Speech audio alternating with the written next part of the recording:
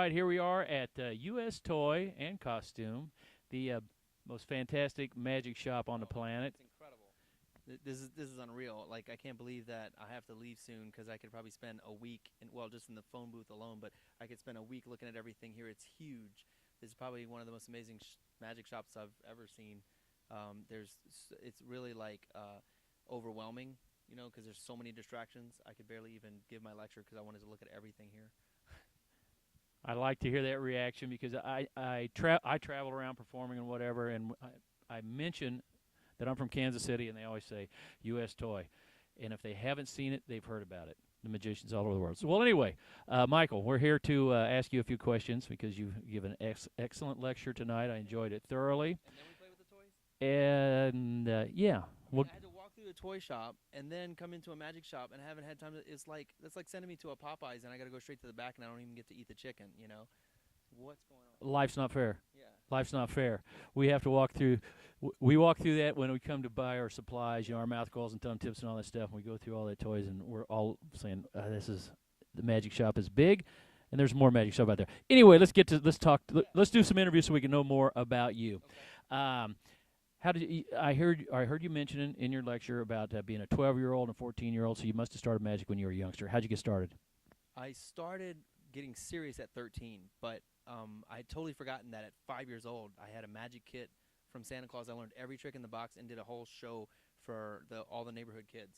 And it wasn't until I was like 17, someone said, "When did you start magic?" I said, "Well, I was about 13." And my kindergarten girlfriend said, "No, I was at your first magic show." I said, "Really?" She said, "Yeah, when you were 5 years old, you did a show in the yard for all the neighbors." And then it hit me. And then I started realizing that there were steps along the way that I always had an interest in magic. I went to like a juggling workshop at the library. I went to a clown workshop at McDonald's. There was all these steps along the way leading to the fact that apparently, for some strange reason, I was destined to be a magician of all things. And here you are. So, being a magician, kind of a question added on to that question. So, you are a magician. What would you be if you weren't a magician? Have you ever thought about that? What would you be doing? Wow. Bored, probably. No, I've thought about, when I was a kid, I for some reason thought I would grow up and be a lawyer or something, probably just because I figured there was money in it. I don't know.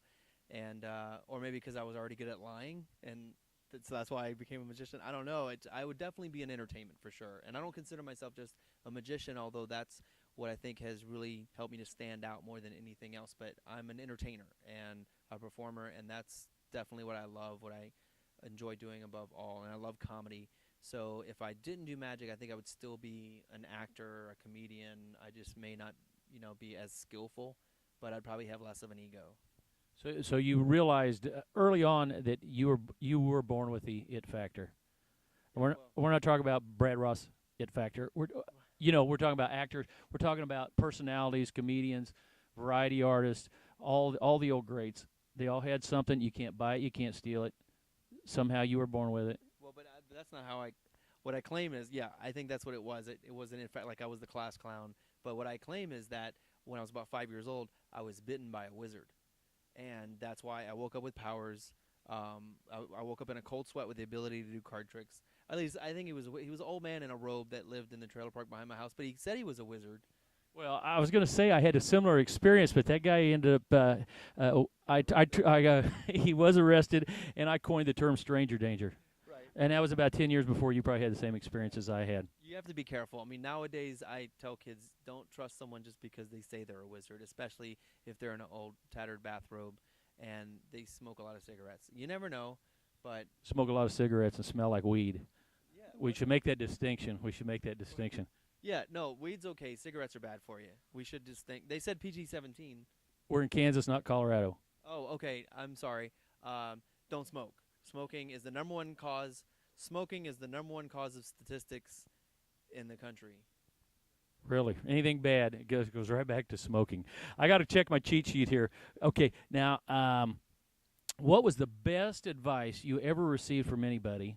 And it doesn't have to be just another magician. It could, because you're in comedy and acting and whatever. But a real good piece of advice that you would like to pass on, if you only had one thing you could pass on to younger magicians. And while you're thinking about that, I'll distract you a little bit. I'm going to ask you. I'm not going to ask you how much you weigh. I don't care about that, but I want to know how old you are. Okay. Really? Yeah. I'm 37. 37, and I ask that because I'm kind of I'm in. I'm in the senior division. Oh yeah, pull the hat off, taunt the bald guy, the 60-year-old bald guy who has no hair. No, you can't. No, you can't I tell. had, I had a friend of mine. He was wearing a fedora. He was like complimenting my hat. And he's wearing a fedora, and he says you shouldn't wear a fedora because then people can't see that you have great hair. And I said, well, then why do you wear a fedora? He's bald. And he goes, because I don't want people to know that I'm bald. And it didn't really make sense, but Because the world knows bald. Everybody knows that a bald guy's bald. yeah, With a bad rug, whatever it is, they know I didn't do this on purpose. right, exactly. It's not your fault. This guy it's genetics. Genetics are a wonderful thing. Here's a serious question: would you rather be stuck in a booby-trapped elevator with MacGyver or Batman? Wow. Well, true story.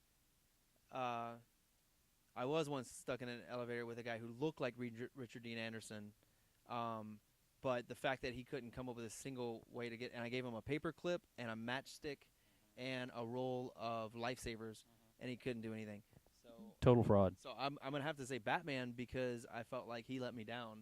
I mean, it wasn't the real guy, but he looked enough like him that I'm like, come on, MacGyver, get us out of this mess. That's a bad situation to be in. I didn't answer your other question though. Did you have time to think about it? Yeah, but Good advice? You're still trying to think about some good advice? one time my mom said, "Don't do that," and that was probably the best advice that I've gotten in a long time. And of course you did it anyway. Well, no, because actually I learned that honestly, if you put a fork in a toaster, it can be a really bad. It could be a bad thing, and a lot of kids don't know this. Like there should be some blurb on Sesame Street or something about specifically about that scenario. But my brother actually saved my sister's life in the same situation. Don't put forks in toasters, and a lot of people don't know this, right? Well, they never lived to tell about it. That's good advice. Um, Good of all seriousness aside, I would say for kids learning about magic or really pursuing entertainment, my advice really is to think of yourself as not a magician but a performer, and to break down what it is you're doing and what is it that makes it entertaining, and to not think of it as a trick but think of it as a story. storytelling. Be social. Learn how to be social. And I ask you about how old you were, just because I think as I've gotten older, I think about generations and the new younger magicians and how they're not as social maybe as it's a social club for us older guys. We call them the YouTube kids. YouTube kids. Yeah. It's like, look at this. Wait, get over at this angle. Okay, now watch it. Like you gotta be, it's like a better, perfect visual and like, okay, and it's just a flashy trick. And so it's true that kids, they need associations like this. They need to come hang out at magic shops, hang around with other magicians, and learn what presentation is about. Because you can't make a living or actually get to have the fun experiences we have in life as magicians by just learning flashy things that you can only do on YouTube without putting any type of presentation behind it or showmanship. So that's probably one of the things that kids today really need to learn, that you can't survive on just those kind of skills. I agree with that. I got to say, yeah, you're giving good advice there. Let me ask you this. We know that if you become an entertainer, whether it's a magician, a juggler, an actor, a variety artist, it's a difficult road to go down financially. Do you ever think, or have you ever had I'm not trying not to lead your answer here, but I'd like to know: was money a huge factor in it? I think. Would you still be doing it if you couldn't make a living at it? Would you be doing it part time on some level? Would you have some involvement? It's all about being out there, being a magician. Absolutely. I wish I didn't need to do it. I would rather just call it a hobby and do it when I feel like doing it, do it when I want to do it, and have more of a love for it, because you can get sick of your own routines, when you're having to do it for income. And it can't really be about the money when you're first starting out, because unless you're Copperfield, Sean Farquhar says it best when he goes, "I was always told if I was a magician, I would live like a millionaire, but I'd never be one." Because here I am traveling to exotic places like Kansas City, because of what I do. It's amazing. No, but really traveling all over and getting to perform with unbelievable people and meet like amazingly talented people. So it's an incredible lifestyle. But it is difficult, and I always say when people go, how can you afford to be a professional magician? I say, well, because I'm a pretty good juggler.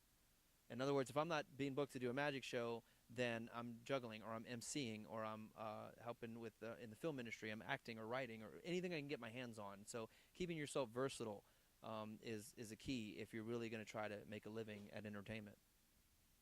Good, good, good. We're Well, gonna edit out that sneeze. yeah, Can we oh, that edit was that way out? in the background. Okay, That good. was way in the background. That was Phil's Oh, cat you don't. sneezing. Now, can we edit out the part where I said, "Can we edit out that sneeze"? Can we edit that part? Maybe. Okay, good. Okay, comedians or variety artists and vaudeville performers and burlesque is coming back and whatever. Talk about tough crowds. I know I used to always hear the thing. There's no such thing as a bad audience, and I think that's wrong. There are such things as a bad audience. I've ran into a few of them. There are. So, what is one of the toughest situations that you can remember that was either broke you or was near breaking you, and you had to recover from it, or maybe didn't recover from it? Well, there's I don't know if there's such a thing as bad audience, but there's definitely such a thing as a drunk audience.